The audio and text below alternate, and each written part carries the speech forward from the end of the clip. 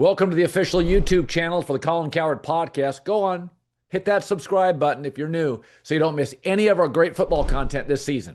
All right, there's a lot to talk about.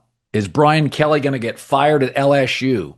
Who's guaranteed to draft a quarterback in the first round, and the Saints have to be one of them, along with the Raiders, Jets, and Cleveland? Let's start with the Ravens 30, Bears 16. So the bet of the weekend, all the sharps, was Baltimore with Lamar Jackson over Caleb and the Bears on the road. And then he doesn't play. And I thought to myself, I'm just going to let it see it play out. Roquan Smith is back. They're healthier. And, let's be honest, Tyler Huntley's been around. I thought it was really smart game plan. I thought Huntley outplayed Caleb Williams, although he's not nearly as spectacular. They didn't ask him to do as much. And there's become a disturbing trend with the Bears, John Middlekauff joining me, former NFL scout, is that this year in the first quarter, the Bears plus 22-point differential. Caleb, 71% completion percentage. He's mostly on script. Quarters 2 through 4, 58% completion percentage for Caleb Williams. Minus 39-point differential. When the game gets off script, the coach and Caleb early, they take leads. Remember last year they couldn't score in the first quarter. But I'm watching this game, and my take is the backup for Baltimore didn't make mistakes, took what was there, very safe game plan. Yeah, I'll say this again. Caleb, in my opinion, is never going to be an consistently accurate thrower of the football in this league. Am I too harsh? No. Well, and if he's not going to work with Ben Johnson. I mean, the thing that hit me today, and let's face it, the elephant in the room now for several weeks, he has not played well. Their team has. The running back has played well, and the defense has played well. The quarterback has not. Ben Johnson became a star in the league with Jared Goff, who excelled with a couple things. Timing and touch. Getting rid of the ball and hitting guys so they could make moves after. How many times a day with Caleb, guys in the flat, even on completions, they have to stop and catch a ball. You can't function. You saw Bo Nix. Obviously, the Cowboys' defense is atrocious. You're going to hit or miss, and he's missing a lot of deep balls. But if you hit the basic stuff in the flat, some basic out routes, any offense can function, right? The NFL is not high school football. These huge explosive plays are pretty overrated. Caleb hit one today, scrambling around and threw it over the side to DJ Moore. DJ Moore. I mean, that's just an individual play, as spectacular of a play as you're going to see. Bad Sunday, but still. I mean, it was remarkable. That's not the NFL. The NFL is like 2nd and 8. Can you just complete that 6-yarder so you're 3rd and 2 instead of 3rd and 8? And Caleb simply cannot. Timing and touch, Colin, terrible. There's no rhythm to his game. To me, it's like the struggle between, it's like watching a pitcher who has no changeup or off speed, but his fastball's all over the map. 11 penalties. He and Roma Dunze have a real relationship. That is true. But I thought today is when you take away the takeaways, the Bears have had a formula. We take the ball away, we steal field position, and we run the football. And then Caleb, on those first couple series when he's scripted, we take a lead, and we kind of play downhill. Today they played a much better coach. By the way, John Harbaugh is 15-3 off a bye. I thought Baltimore's play calling today, John, it was Andy Reid-like. They had Chicago guessing constantly.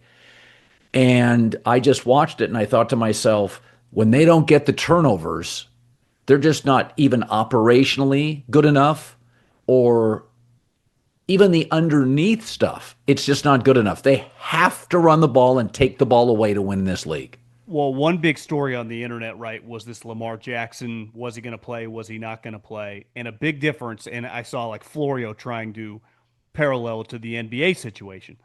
The difference is in the NFL, the reason Lamar couldn't play because he's not healthy. And in the NBA, guys they're trying to tank and actively lose games. Whether a guy plays or doesn't play in the NFL, the team you're playing, even if they're as terrible as Tennessee, is still going to really try, right? And Baltimore, let's face it, like their season's kind of on the line because of how they started poorly. Yeah. So you were going to get a good spirited effort. And their backup quarterback has played before. Now, I like Jake Browning, anyone that watched Tyler Huntley play at Utah, stunned that he's still around, but it shows you guys can mature and get better late, get in the right Yep. situation, more of a running offense. He had some big plays Played with with his a legs. lead. For Yep. sure. It was really impressive. But to me, the story with the Bears, I watched Ben Johnson calling plays. I think he's good. Their defense, obviously, the takeaways speak for themselves this year. I think Caleb isn't remotely a good player. He's a talented physically he's got a lot of gifts, but in terms of playing the quarterback position, I think he's borderline not even average. That's a problem. And this is now year two. I know you drafted him year one. I know this is the first year with the coach, but you don't just get. We've been talking about this. You don't get forever. I would say 2026. This keeps going like this. Got major question marks surrounding it for sure. Yeah. Quarters two, three, and four.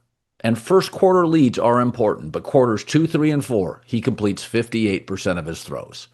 And I watch Bo Nix. Now it's the Cowboys, but Bo Nix underneath 18 yards and in is a stud. I mean, he's got a strong arm.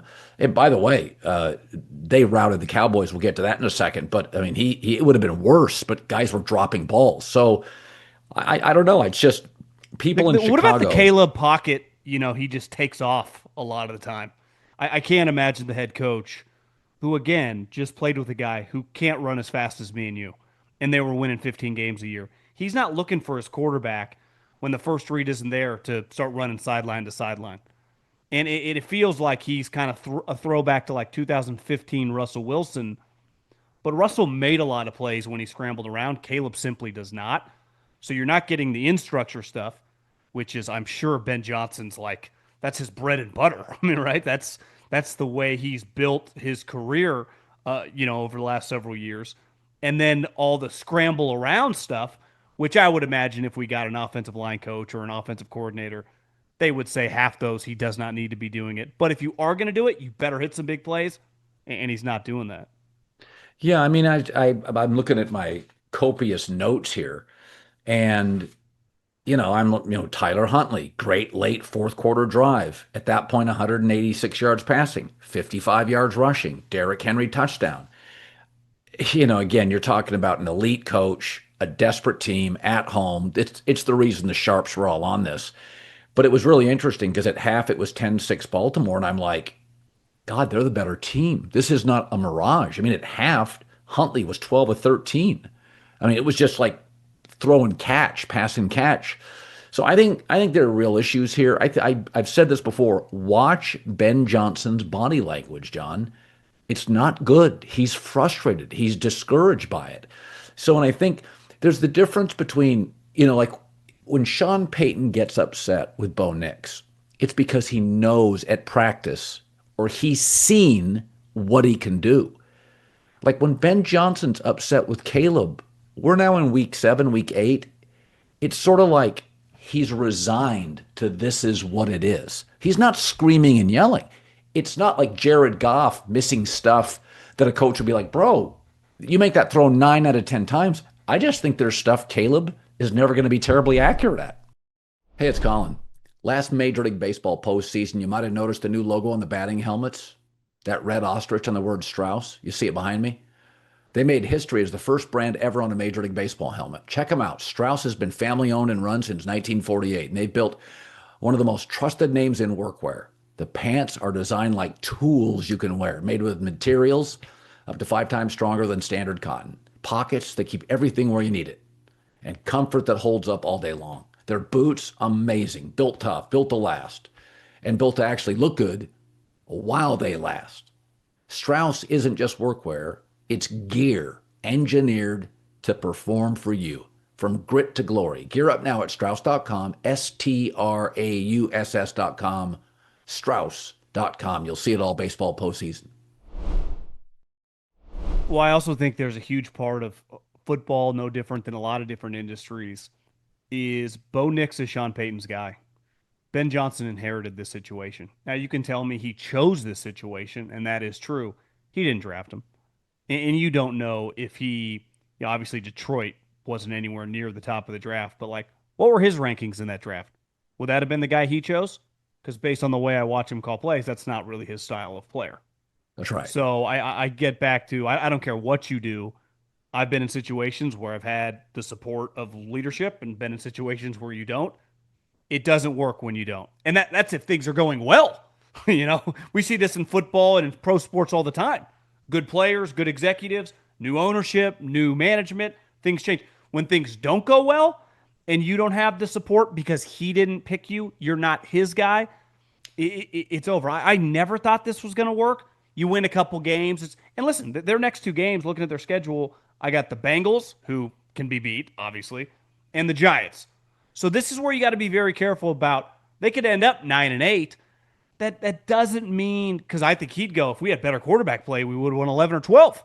Hell, we might have won the division. I think that's the way he's looking at it. I'd be interested to see the Bengals line. I think the worst part for the Bears today isn't the loss, it's a blueprint. And the blueprint is don't let them run the football. Stack the box, do not let them run the football. And if you can avoid turnovers, this offense it's a BB gun. I mean, if you do not let them run with DeAndre Swift and just say beat us down the field, even the throw to DJ Moore, John, DJ Moore was the better part of that. Oh, it was an incredible catch. Tapped it to himself. Okay, so the Bears are -1.5 at the Bengals. So that tells you that the league's like is close. And I mean, I'm watching Flacco go up, up and down the field. They were up 14 points with 10 minutes to go in that game. I mean, they melted down. They are much more functional now with Joe throwing the ball, and their offense actually can work. But to me, the game plan is simply, which is crazy because you go, well, John, look at his stats. He threw 25 of 38 for 285 yards. I watch him and I go, I don't see it. I don't see from the hype for the number one overall pick. And to me, he's the problem, which is a problem.